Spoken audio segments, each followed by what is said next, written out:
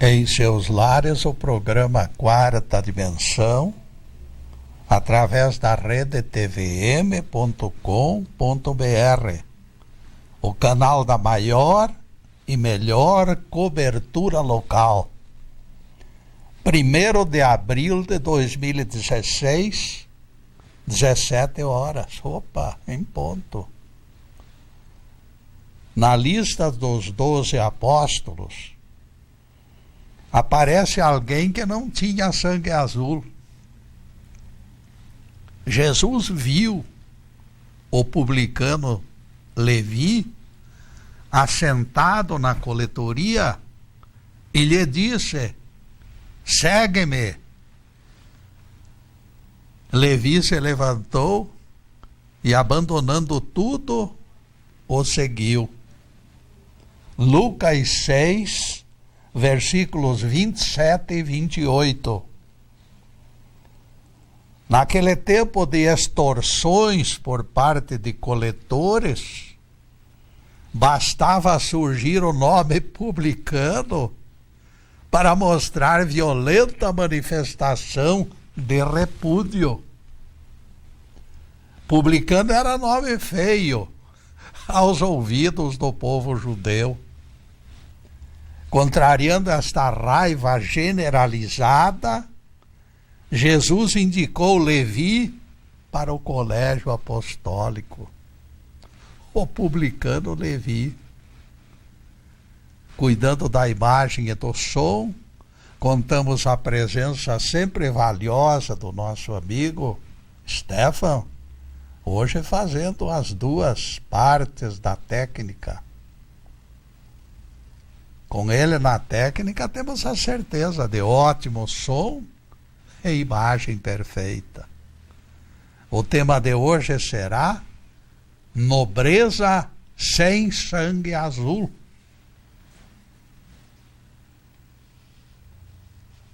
A versão vulgarizada de que Deus discrimina seus filhos ao distribuir tarefas não é verdadeira. Trata-se de invenção dos que não suportam competidores. Deus não faz acepção de pessoas, conforme escreveu o apóstolo Paulo em Colossenses 3, versículo 25. Nós somos únicos depositários da promessa, exclamam fariseus modernos, contradizendo o Evangelho. Indiferente aos murmúrios desencontrados, o Pai Celestial escolhe algumas vezes o menos provável pela nossa ótica. Jesus escolheu a casa do odiado publicano Zaqueu para se hospedar, certa vez, contrariando a vontade dos próprios apóstolos. O mestre nada explicou, e nós não conjeturamos das razões. Não importa o que você seja eventualmente, nem a religião que pratique. De repente você pode ser convocado para desempenhar missão. É isto o que nos informa a Bíblia. Eis que mandarei buscar as tribos do norte, como também a Nabucodonosor, meu servo, e os trarei contra esta terra. Jeremias 25, versículo 9. Vejam que Nabucodonosor era idólatra e se considerava Deus. Isto não impediu que Jeová o chamasse meu servo. Ninguém se envaideça, portanto, julgando-se farinha de outro saco. Nos seus insondáveis desígnios, Deus pode usar o improvável e nos surpreender. nós terráqueos somos mais ou menos do mesmo tamanho diante da infinita grandeza do nosso Pai Celestial. Ninguém se iluda tentando inflacionar a sua importância. Vejam o que a Bíblia diz. Miqueias prosseguiu afirmando: eu vi o Senhor assentado sobre o seu trono e o exército celestial ao redor dele. E o Senhor perguntou: quem enganará o rei Acabe para que ele marche e pereça em Ramô de Galaade? Neste ponto a Bíblia nos surpreende, revelando a entidade das trevas se prontificando a cumprir tarefa oferecida por Jeová naquele instante. O texto é claro. Espírito maligno se adiantou e disse: eu enganarei o rei Acabe. E o Senhor lhe perguntou: de que modo? E ele esclareceu: serei espírito mentiroso na boca dos profetas. Por mais inverossímil que possa parecer, Jeová destacou o missionário mentiroso, mostrando os seus insondáveis propósitos. E o Senhor concordou com o espírito maligno e despachou ele para que agisse daquela maneira. Está lá em 1 Reis 22, 19 a 22, para quem queira verificar. É a Bíblia que falou. Eu apenas vi o que está escrito. Por mais chocante que possa parecer, Jeová determinou e o profeta Miqueias registrou nas Escrituras espíritos malignos utilizados pelo alto. Pelo nosso entendimento, este diálogo ocorreu em colônias espirituais, ao nível de figuras angélicas.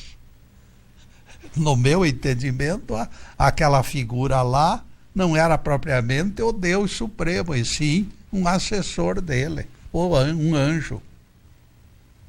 Anjos utilizaram a entidade primária para tarefa compatível. Vocês já imaginaram o pouco cabimento de personagem maligna discutindo estratégias com Jeová? O estranho texto nos obriga a reflexões. O vocábulo missionário significa bem mais do que muitos desejam. Mesmo contrariando tais figurinhas, a verdade dos fatos nos obriga a generalizar. Nabucodonosor foi missionário, vocês viram há pouco. O espírito maligno da visão de Miqueias foi missionário. Deus convoca quem quer, porque Deus não nos deve explicações.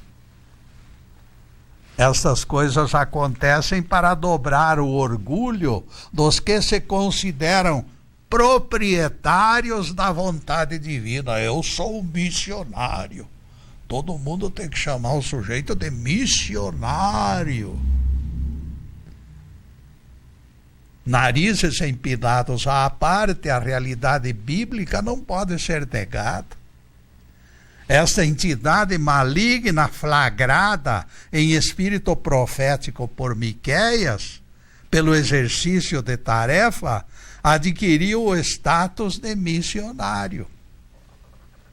O rei idólatra da Babilônia, Nabucodonosor, foi missionário também.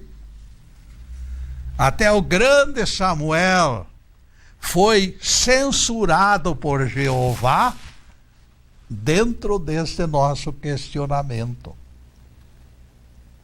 Não atentes para a sua estatura, nem para a sua imagem, porque o Senhor não enxerga com os olhos do homem. O Senhor enxerga aquilo que está escondido nos corações. 1 Samuel 16, versículo 7. Seguindo este raciocínio, eu não vejo diferença alguma entre os filhos de Deus, comparando com a grandeza de Deus.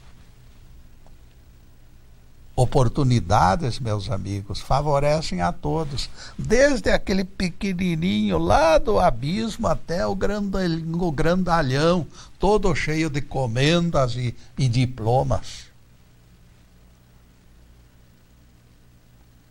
Seguindo esse raciocínio, eu não vejo diferenças. Oportunidades favorecem todos. Também vós, como pedras vivas, sois edificados em sacerdócio santo. É o que diz Pedro, em 1 Pedro 2, versículo 5. Percebam que o apóstolo Pedro universaliza o sacerdócio. Todos podem ser instrumentos nas mãos do Pai, por escolha dele. Não é aquele ou aquela que se submetem aos rituais de iniciação que são ungidos pela vertical divina. A vertical divina desce lá do alto, não é aqui na planície, não. Judeus, cristãos, gentios e os demais viventes são legitimados sacerdotes quando Deus quer.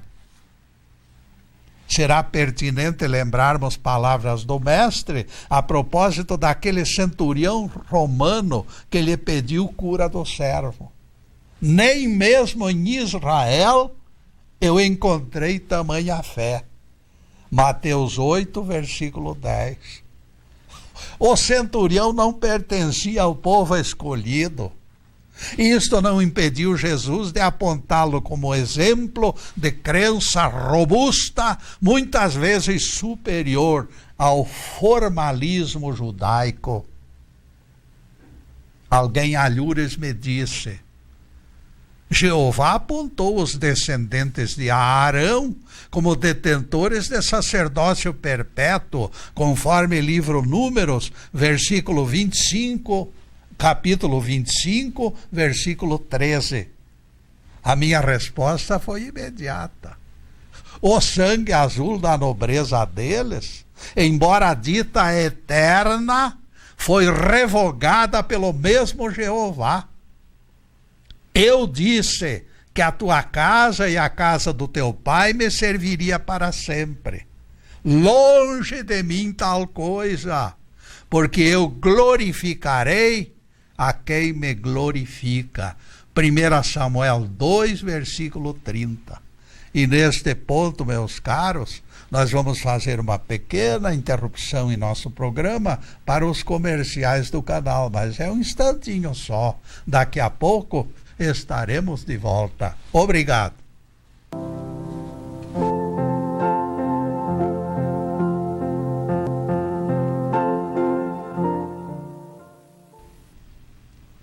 E já estamos no segundo bloco do programa Quarta Dimensão. E por gentileza do Stefano, o nosso site já está na telinha. Vocês podem avaliar o trabalho deste apresentador de duas maneiras. Pela leitura no site, analisando o estilo de escrever, interpretando o texto escrito. Quem deseja voz e imagem, todavia, acessa o YouTube, onde 46 exposições nossas já estão disponíveis, 24 horas por dia. E agora voltaremos ao tema: nobreza sem sangue azul. sacerdotes, ditos eternos, meus caros, vocês viram? A casa de Eli, sacerdotes receberam cartão vermelho. Este episódio nos ensina que eterno na Bíblia, porque Jeová disse que o mandato dele seria eterno, e no entanto ele cancelou. Eterno na Bíblia nem sempre representa o sem fim. Pode ser temporário, quando este é o desejo de Deus. Mostra também que designar sacerdotes é tarefa exclusiva do Pai das alturas, e que não existem barreiras de sexo, condição social ou tipo de pessoas. As mulheres são discriminadas para a obtenção de certas regalias, como sacerdotisas, vamos dizer. Mas para Deus não existem barreiras de sexo, nada disto. Todos os homens, mulheres, ricos, pobres, sábios e ignorantes, todo mundo tem acesso ao sacerdócio, a ser um membro do elenco divino. Jack Cusick nos conta história de pessoa comum que ele conheceu. A senhorita Bell usava um chapeuzinho preto sobre o cabelo prateado, capa escura sobre vestido longo. Este tipo de traje a identificava de longe. Muitos a procuravam. O impressionante naquela mulher eram os olhos. Seus olhos azuis cintilavam, iluminados por uma grande bondade. Jack conta o seu primeiro encontro com Bell, quando ele tinha 8 anos, piazinho. Eu estava na calçada chorando, quando ela me afagou os cabelos e falou comigo. Eu revelei em prantos minha desventura, conta Jack. Eu ganhara a bicicleta usada, que embora com pneus remendados era meu brinquedo. E alguém furtara a minha bicicleta.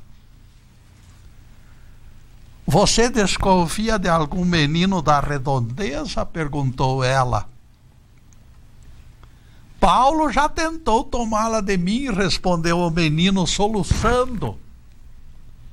Pois vamos procurar o Paulo, exclamou a senhorita Bell. E lá fomos, esquadrinhando todos os casebres do bairro pela redondeza. Pela porta entreaberta de porão, 3 quarteirões acima, Jack viu sua bicicleta encostada. Aflito, ele se dispôs a buscá-la com pressa. A senhorita Bell o deteve. Com ligeira pressão no braço, espere, ordenou ela. Levantei os olhos e percebi que a mãe de Paulo estava no jardim e atrás dela o filho. Belas flores, disse Bel, trocando amabilidades com a mãe de Paulo, analisando as circunstâncias para depois entrar no assunto principal. Então, Bel se tornou incisiva. Seu filho, senhora, tomou emprestada a bicicleta do Jack e nós estamos aqui para levá-la. Paulo, escutando aquelas palavras, vexado e confuso, perdeu a voz e não soube dizer mais nada. Devolveu a bicicleta ao legítimo dono em silêncio. Vendo a tristeza do infrator, a senhorita Bel foi tomada de compaixão por ele. Hoje mesmo você poderá ter bicicleta igual, filho, ela disse. Venha vender conservas que eu fabrico e eu descontarei das suas comissões nas vendas o preço da bicicleta que for comprada para você. Naquele mesmo dia, Paulo, satisfeito da vida, recebeu bicicleta usada. Aquela mulherzinha franzina e de aparência frágil era a verdadeira serva de Jesus. Sacerdócio, meus amigos, não precisa necessariamente ser revestido de pompa. Quando retornavam, a senhorita Bel falou com clareza: neste primeiro dia da nossa amizade, Jack, eu vou lhe fazer um pedido. Não desqualifique e fique com raiva de Paulo pelo acontecido, não o desqualifique. A enorme vontade de possuir uma bicicleta desesperou o pobrezinho. Ele não teve intenção de furtar. Paulo é um bom menino. Servo de Jesus, porém, não estaciona em seus êxitos. Ele sempre está pensando em algo para frente. Ele se movimenta, é dinâmico. A senhora Carmody, freguesa da senhorita Bel, sempre lhe pedia desculpas pelo estado precário da poltrona da sala.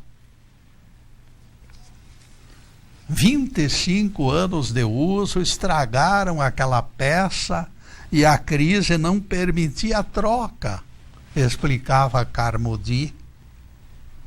Perto do Natal, a senhorita Bel apareceu. Eu tenho um negócio vantajoso, Carmody. Senhora rica com mania de objetos antigos está interessada em sua poltrona. Naquela mesma tarde, Bel apareceu trazendo um maço de dinheiro e carregou o velho sofá. A família Carmody finalmente tivera recursos para comemorar o Natal, ostentando bela poltrona. A peça antiga, porém, ficou muito tempo encostada na cocheira do Damião, tomando pó. A senhorita Bel, por vias indiretas, reforçara o Natal da família Carmody, tirando da contribuição o apelido de esmola. Ela não queria que ficasse aquele apelido triste. Quando Frederico Reinaldo, pai de 5 filhos, perdeu o emprego de guarda-chaves, a senhorita Bel foi procurá-lo. Frederico explicou que o nevoeiro o impedira de enxergar o sinal que lhe fizeram. Ele foi responsabilizado pelo acidente que resultou danos em carro de bagagem.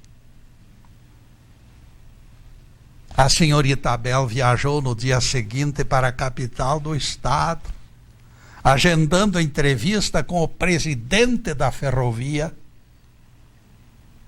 Poucos dias depois, Frederico foi readmitido Qual o motivo que a fez decidir ir ao encontro da autoridade maior da ferrovia? Perguntou o pai de família, agradecido, alegre e feliz por ter recuperado o emprego. Você não me disse que o seu chefe imediato era intransigente? Ela disse. Alguém chega a presidente de ferrovia? Alguém chega lá? Não pode ser intransigente. Por isso deixei de lado intermediários e procurei o gabinete do chefe. E a velhinha rematou sorridente. Saibam todos que fui muito bem recebida. São estas intervenções despretensiosas no cotidiano das pessoas que identificam os verdadeiros servos do Cristo. A senhorita Bel também se tornara amiga do biscateiro Bill, que realizava na cidade pequenos concertos. Bill gastava suas moedas no bar, aquelas escassas moedas que conseguia, ele gastava no bar. Pouco preocupado que o considerassem marginalizado da vida. O zelador de prédio lhe emprestara catre para curtir bebedeiras. Quando garotinha Mari adoeceu, Bill demonstrou interesse. Mari era amiga dos dois, tanto de Bill quanto de Bel. Mas isto, meus caros, nós vamos continuar descrevendo no próximo bloco, porque agora nós vamos fazer uma pequena interrupção em nosso programa para os comerciais do canal, mas é um instantinho só. Daqui a pouco estaremos de volta. Obrigado.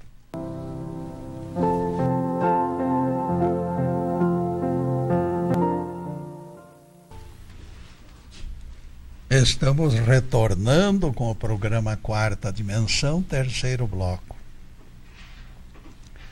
Em algumas passagens, a Bíblia confunde os anjos com Deus. Dentre estas passagens, o adversário de Jacó, em luta célebre, é apresentado ora como anjo e, em outras ocasiões, como Deus. Lutaste com Deus e vencestes, disse o adversário de Jacó em Gênesis 32, versículo 28. No versículo 24, o briguento é denominado homem, e se estabeleceu o consenso de que se trata de anjo. Mas, de certa forma, persiste a dúvida, quando o próprio Jacó exclama: vi a Deus face a face e a minha vida foi salva. Gênesis 32, versículo 30. De minha parte, eu deixo indagação aos telespectadores. Alguém acha aceitável que o Deus universal se dispusesse a trocar sopapos com Jacó? E depois desse pinguinho de doutrina, voltaremos ao tema: nobreza sem sangue azul. Voltamos à história daquela mulher simples, mas extraordinária, chamada Bel, senhorita Bel.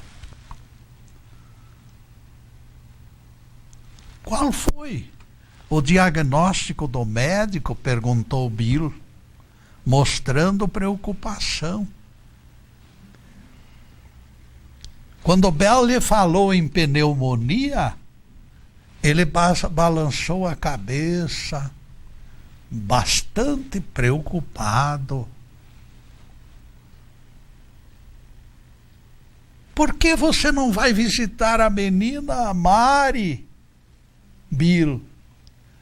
Mari é nossa amiga. Eu sei que você poderia ajudá-la. Bill se olhou pelo espelho do bar e Bel viu a tristeza espalhada em seu rosto. A senhorita Bela entendeu tudo. Colocou trocado em suas mãos para que cortasse cabelo e barba, porque realmente ele estava um verdadeiro trapo. Pouco tempo depois, horas depois, lá estava Bila, a cabeceira da enferma, sóbrio, barbeado e de roupa limpa. Ele abriu com delicadeza as pálpebras da menina, estudou demoradamente os olhos. Bill colocou suas mãos calejadas na testa da enferma, avaliando o estado febril, auscultou o peito e as costas. Dói a nuca, Mari? Perguntou. A menina respondeu que sim, que doía. Não se trata de pneumonia. É meningite, concluiu Bill. Especialista confirmou o diagnóstico e a menina foi curada. Segunda cura aconteceu naquela manobra habilidosa da senhorita Bel, até que o mistério daquele homem foi desvendado. O médico Bill, que cometera erro clínico, foi devolvido ao sacerdócio da medicina. A cura de Mari redimiu aquele profissional. Único erro não justifica a perda de talento, como você lhe dissera a senhorita Bel. O único erro não justifica a perda de talento, como você. Foram as palavras da senhorita Bel. Quando amigos foram saudá-lo, dias depois, encontraram alguém de terno novo e fisionomia radiante.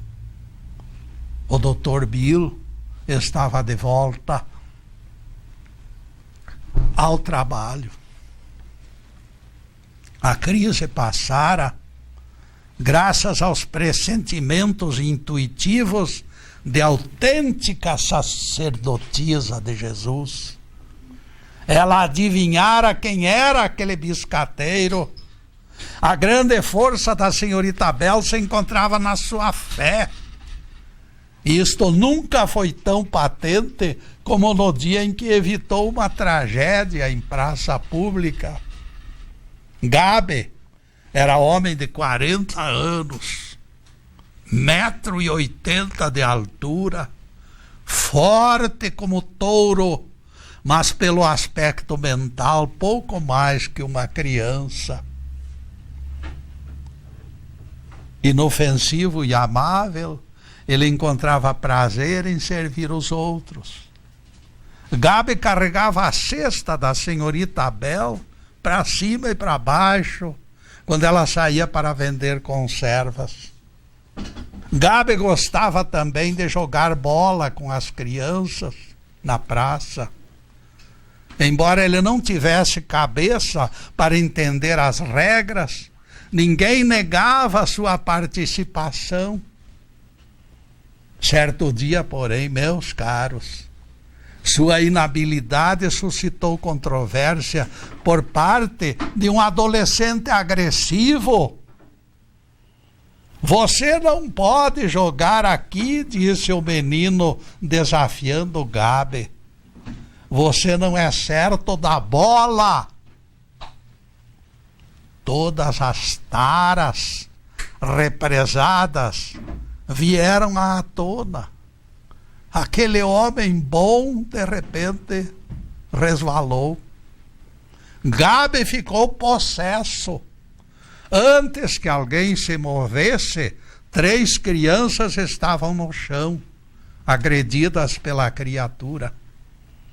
O homem forte, furioso, se armou com um pedaço de ferro Ninguém conseguiria imaginar aonde aquilo poderia chegar.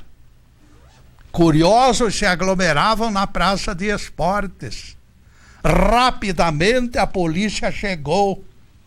O chefe da patrulha distribuiu os guardas em 2 fileiras, sacou o revólver e ordenou: largue este bastão, Gabe, coloque as mãos para cima e venha até aqui, bem quietinho. Do contrário, eu atiro em você.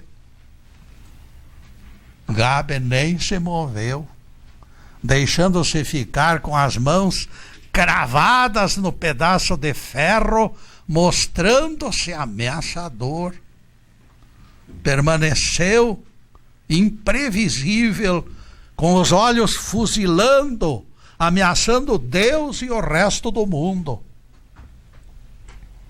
Foi neste momento que apareceu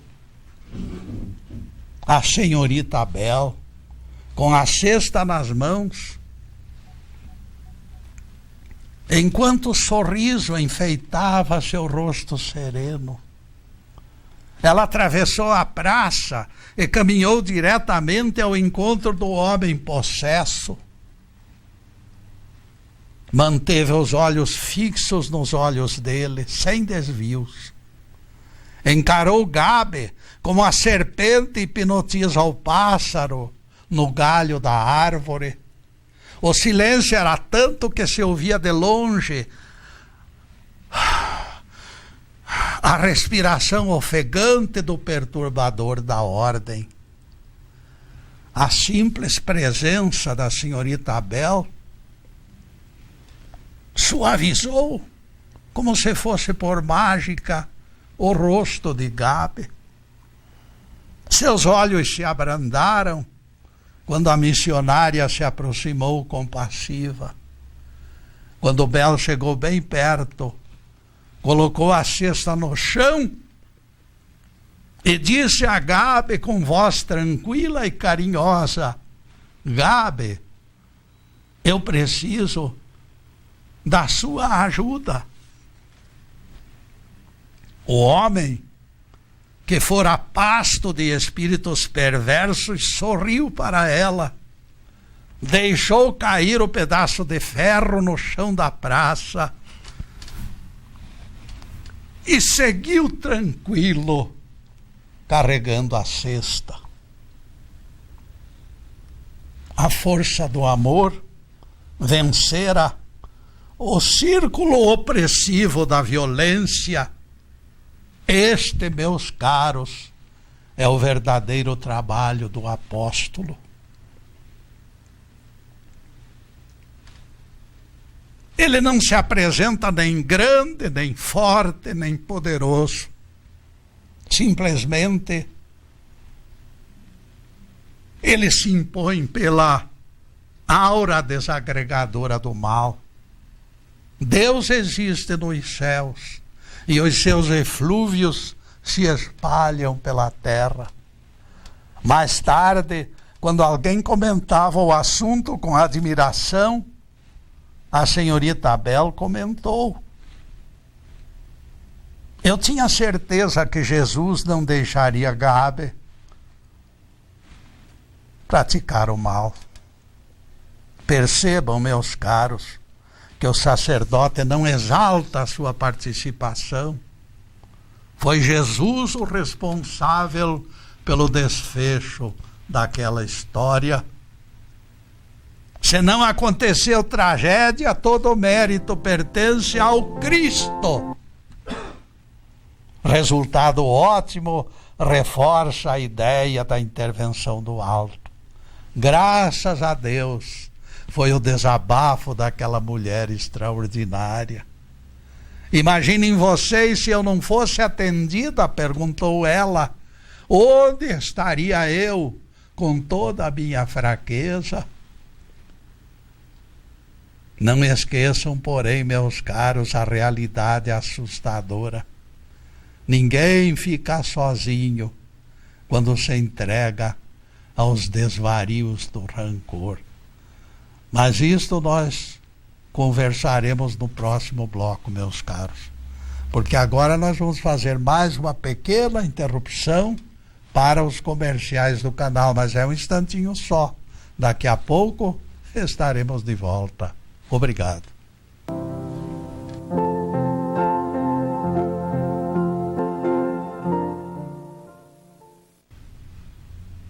Passaremos agora ao último bloco do programa Quarta Dimensão. E anotem na agenda. Toda sexta-feira é nosso dia de encontro. A partir das 17 horas da sexta-feira, páginas do Evangelho continuam sendo explicadas aqui, sem algemas. No próximo encontro, 8 de abril de 2016, o tema será: Olho simples enxerga longe. Em seguida, os últimos questionamentos sobre o assunto em estudo: nobreza sem sangue azul. Nós falamos no bloco anterior que aquele que desenvolve o rancor, a raiva, o ódio, não fica sozinho, se agregam a ele. Espíritos do astral inferior se reúnem num verdadeiro festival de impropérios e agressões. Então é por isso que, quando a raiva toma conta de um ambiente, todos ficam incomodados. A presença daquela paranormal do bem, conhecida por Senhorita Bel, foi o anjo que espantou os tentáculos das trevas. Quando Bel surgiu em cena, de imediato se afastaram os primatas da confusão, invisíveis, que enxameavam pelos arredores. O invisível ficou limpo de carrancas assustadoras. A maldição de repente se transformou em abençoada sinfonia de louvores. Gabe ficou sozinho no meio do circo armado e o pobrezinho amava e respeitava Bel. Este é o poderoso instrumento daqueles que são de Jesus. A aura poderosa faz mal aos olhos pervertidos. Pelo coração, estes sacerdotes do Cristo desmantelam hordas ressecadas de mundos inferiores. Bastará que o paranormal cristão se aproxime para que a confusão se estabeleça nas coortes das trevas. Quando Jesus exorcizava obsessores, imediatamente se afastavam os importunos obreiros da discórdia. Certa vez, na terra dos Gerazenos, Jesus expulsou 2.000 espíritos de uma única pessoa. Embora a vítima fosse imobilizada com correntes e grilhões, tamanha potência reunida despedaçava cadeias. Que temos nós contigo? Gritaram os malignos. O mestre proferiu apenas 3 palavras: sai deste homem. Marcos 5, versículo 8. Aliás, não somente Jesus, mas também os seus discípulos alcançarão este carisma.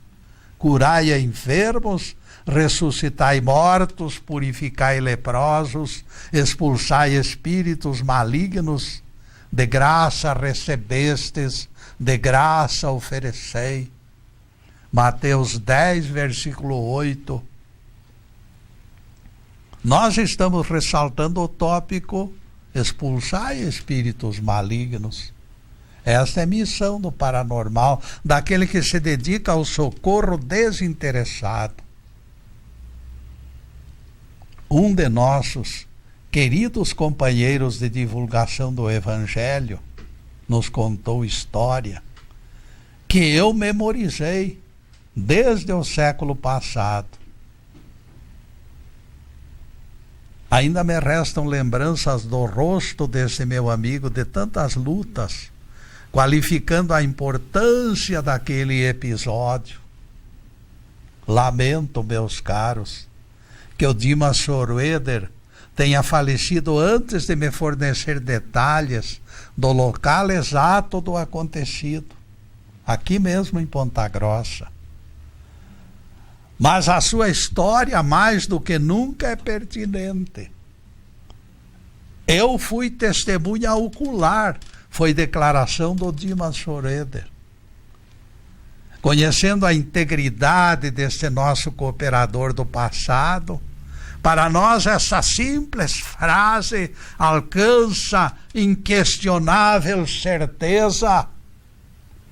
O depoimento localiza o paranormal, a mulher paranormal, na Rua do Rosário, em Ponta Grossa, onde dirigia uma pequena casa de oração. Eu assisti a essa cena quando criança, afirmou o Dimas, do alto da sua credibilidade incontestável. Eu vi chegar o endemoninhado envolvido por fortes correntes. Todos depositavam confiança naquela frágil senhora. E o Dimas nos disse que ficou preocupado com o desfecho da história, porque o homem estava enlouquecido. O endemoninhado se debatia, mostrando absoluto descontrole. A médium fez um gesto de desagrado, explicando em seguida: em casa de oração, ninguém pode entrar amarrado com correntes. Se vocês querem participar de prece para a libertação deste irmãozinho, desatem suas mãos e pés. Com relutância, os 4 amigos do endemoninhado desataram as correntes. Todos adentramos a casa, explicou Dimas. Cabisbaixo e silencioso, o homem perturbado sentou numa cadeira no canto da sala.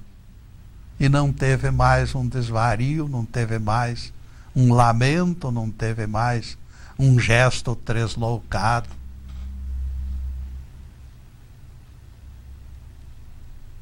Sem perturbação alguma, ele sentou na cadeira e ficou ali tranquilo. Da mesma maneira como aconteceu com Gabe, a simples presença da senhora da Rua do Rosário acalmou o possesso.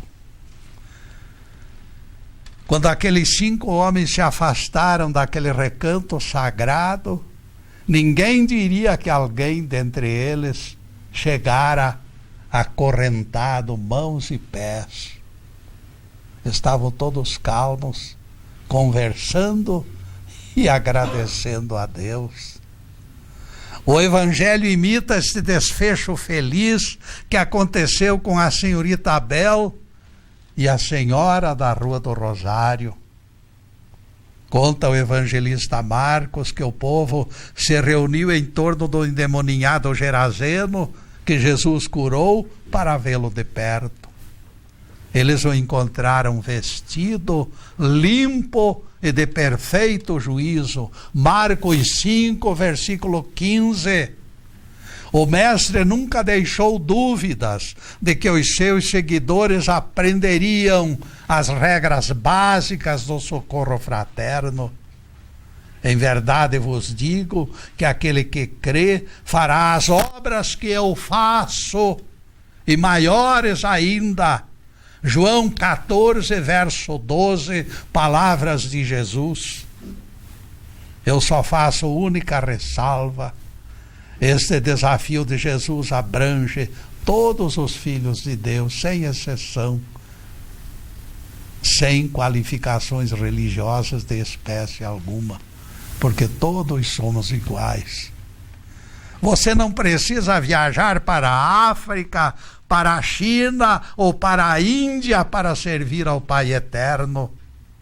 No magistério existem tarefas em todos os níveis, para você e para todos os humanos, na rua e no bairro onde você mora, na sua casa, no seu clube, na sua igreja, todos são chamados a exercer o carisma. Todos possuem credenciais, cada qual para alguma diferenciada tarefa. A seara é, na verdade, grande, mas poucos são os obreiros. Foi queixa de Jesus em Mateus 9, versículo 37. É só manifestar boa vontade, no entanto, e Deus edificará em sua mente o que fazer. Quando todos entendermos que não é a nossa filosofia religiosa que deve ser exportada, a coisa ficará muito mais compreensível. Experimente, meu caro, e você vai entender. Louvado seja Deus. Que o Senhor nos abençoe e nos guarde, que o Senhor faça resplandecer o seu rosto sobre nós e tenha misericórdia de nós. Que o Senhor sobre nós levante o seu rosto e nos dê a paz. Louvado seja o nosso querido Deus Pai.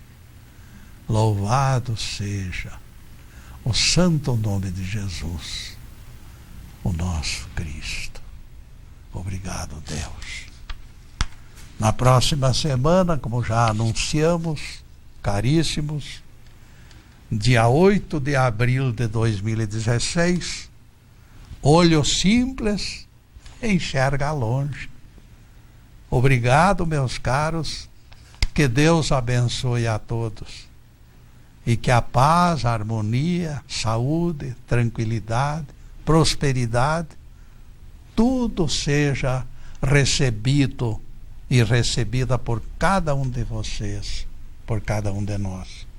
Muito obrigado, meus amigos, e boa noite.